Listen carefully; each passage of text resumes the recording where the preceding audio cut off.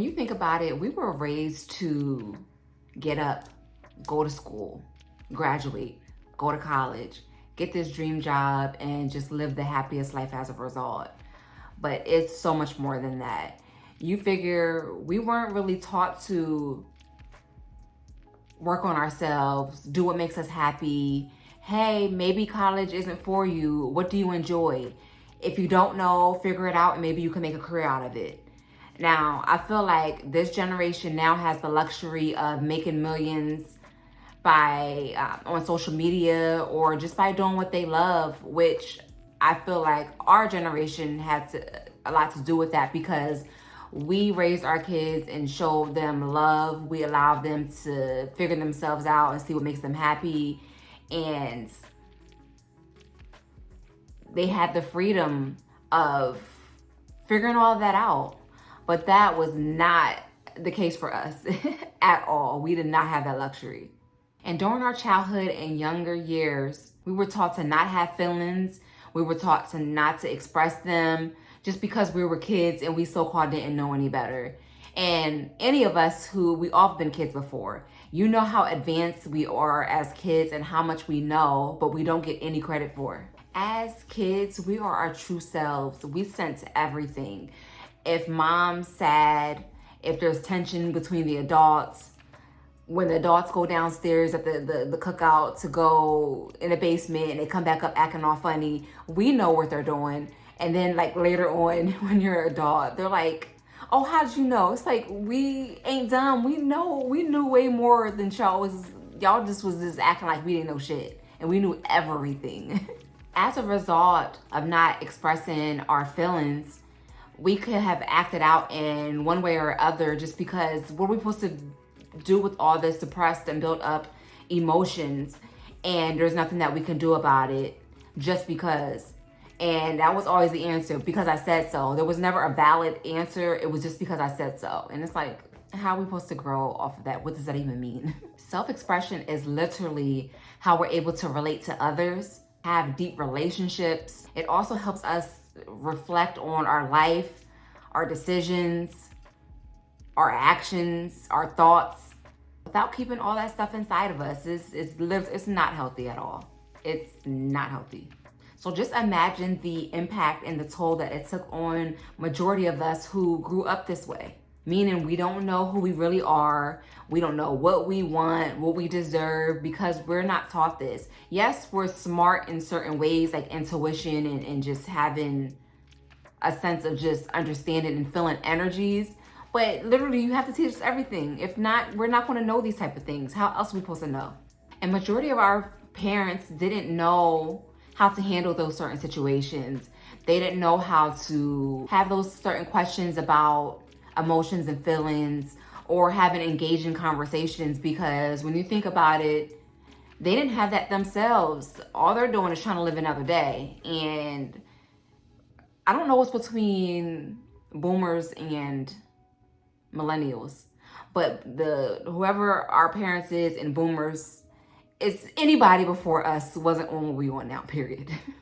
I can only imagine if I realized that I was the answer to my own happiness, my own growth, my own success. I don't even know where I would be right now, honestly. I really don't. Imagine as a kid being a healer, being an empath, and just having these whole whirlwind of feelings and emotions, taking on other people's energies, not being able to talk about it, not even knowing how to explain it, and just literally just not knowing what to do with any of it. And instead, what did I do? I chased external things to find happiness, just like most of us. If I was feeling good,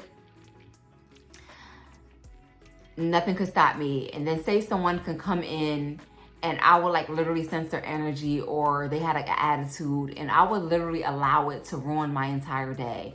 Or say if I was feeling bad or not feeling my best self, I would be really upset if somebody didn't bend over backwards to try to make me happy. It's just like, that doesn't make any sense. That just sounds like a miserable life to live, where you're either allowing someone to dictate your life or you're trying to find someone to make your life better and for you to seek happiness through that other person. Like, that's a lot of responsibility and expectations to put on someone. Also trying to find love for someone to fill this void with also unrealistic expectations.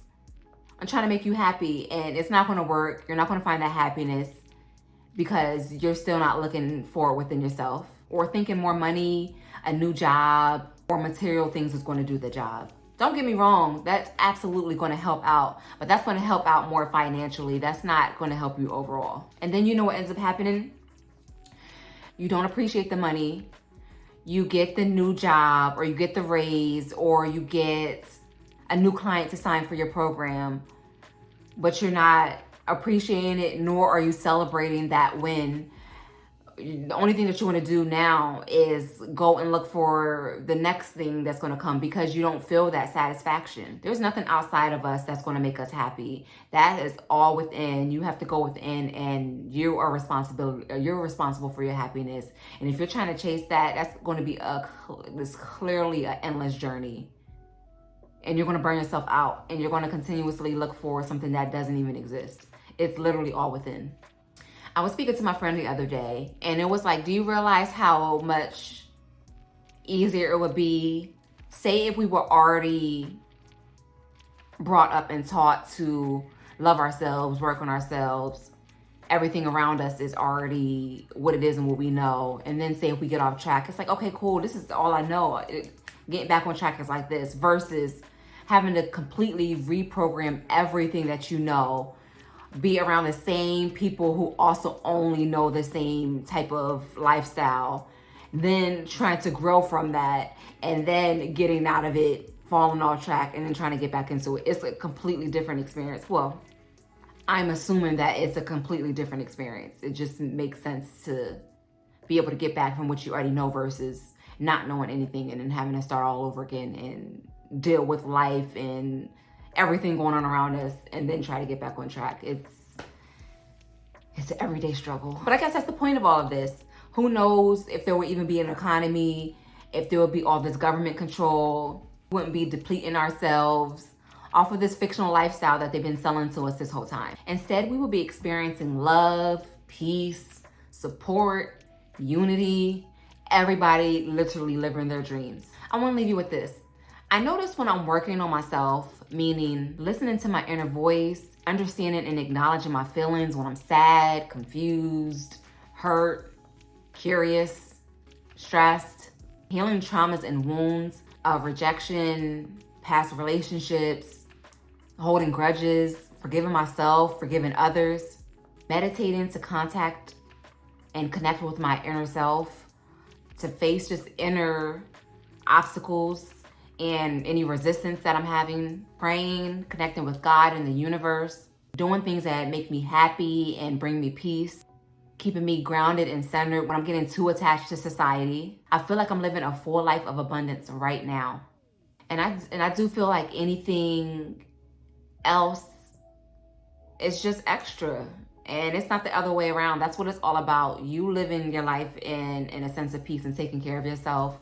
That is abundance. Anything else comes with it. That's money, that's success, that's career, that's love. All of that is extra.